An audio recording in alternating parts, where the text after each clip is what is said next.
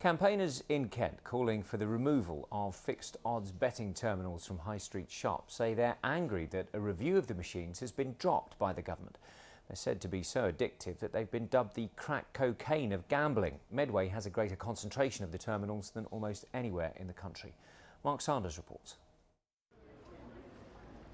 Stephen Giles plays high-stakes machines but wishes the temptation wasn't there. You just can't get off them until you've got no money left, so you've gambled it all. So. Have you lost a lot of money on them? Over the years, yeah. How much? Really don't know. A lot of money. Thousands. So. A review proposed by Tracey Crouch, the minister with responsibility for gambling, looking at maximum stakes and prizes, has now been blocked by Downing Street. Well, Tracey Crouch is absolutely right to call for this review.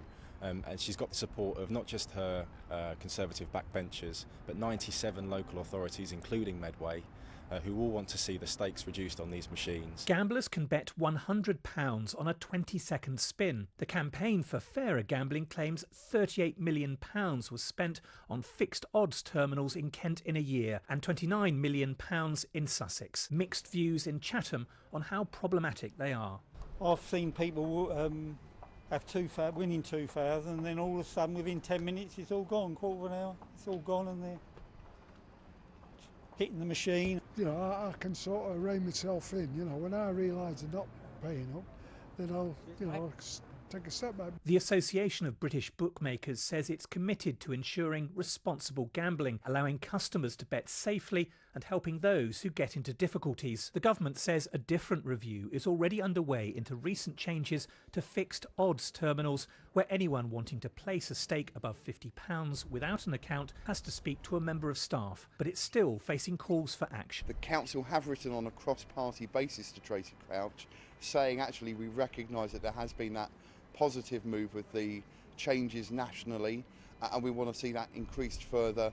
And I'm hopeful that even though we've seen a setback from all accounts, that ultimately that's where we'll end up. But delays now look inevitable.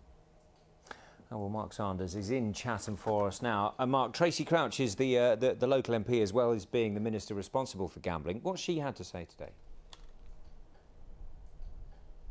Well, she told the BBC that she's been frustrated by what's happened, but sees this as a temporary setback. Now, the government wouldn't explain precisely why it shelved this review, but it's thought that next year a more overarching review of gambling in general is going to be launched, covering things like prizes and stakes. But there is concern about the number of betting shops here in the Medway towns, and there's a new scheme that's been launched which allows people to voluntarily exclude themselves from betting shops in the area. But in the first 6 months of its operation, just 23 people have signed up.